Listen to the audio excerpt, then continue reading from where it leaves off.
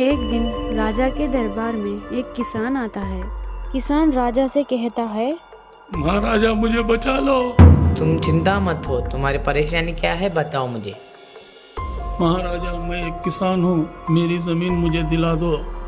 क्या हुआ तुम्हें? जो मेरे घर के बगल में था वो रमेश मेरी ज़मीन हड़प दी। कृपा है आपकी, मेरी ज़मीन मुझे दिला दो।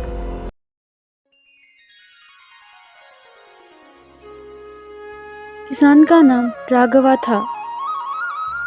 राघवा खेत का काम देखता और अपने परिवार के साथ मौज मस्ती करता।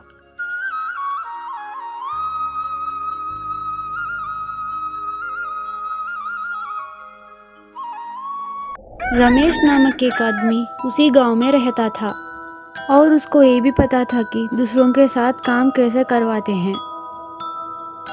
रमेश की नज़र राघवा के खेत पर पड़ी। एक दिन रमेश राघवा के पास आया। उसने उस खेत को किसी भी तरह लेने के लिए राघवा से संपर्क किया। नमस्ते राघव, आप कैसे हो? नमस्ते रमेश। राघव और रमेश मौज मस्ती करते थे।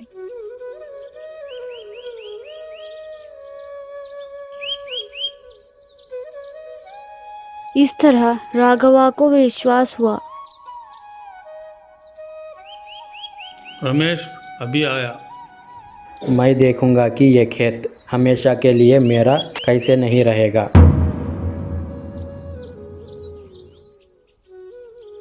राघवा, मैं बहुत परेशानी में हूँ। अगर तुम्हें कोई समस्या है तो मुझे बताओ। नौकरी नहीं है, आमदनी नहीं है, जो ज़रूरत है वो भी नहीं है। गलत मत समझो रमेश, तुम मेरे साथ रहो, इस खेत की देखभाल करो। क्या तुम खेत के पास रहोगे? रमेश राघवा की अनुपस्थिति में गांव के लोगों से कहता था कि यह खेत मेरा है। रमेश उस जमीन का पैसा किधर है? मुझे नहीं पता। इतना धोखा, इतना धोखा, दोस्त के नाम पर तुम कलंक हो। नमस्ते महाराज। जो जमीन तुम फसल उगा रहे हो वो जमीन तुम्हारी है? हाँ महाराज। क्या तुम उसको जानते हो?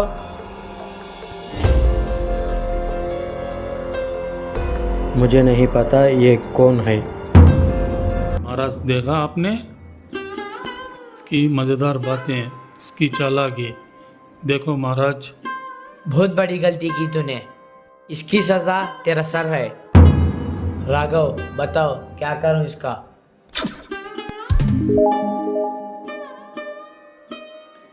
क्या तेरा सर कलम करूं?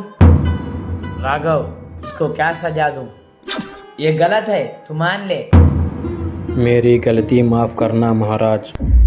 भगवान को कृपा करके रमेश को छोड़ दें और उसे जाने दो। मेरा खेत मुझे मिल जाए तो बहुत है। रमेश शर्म से अपना सर झुका लेता है, अपनी गलती मानता है और वहां से चला जाता है।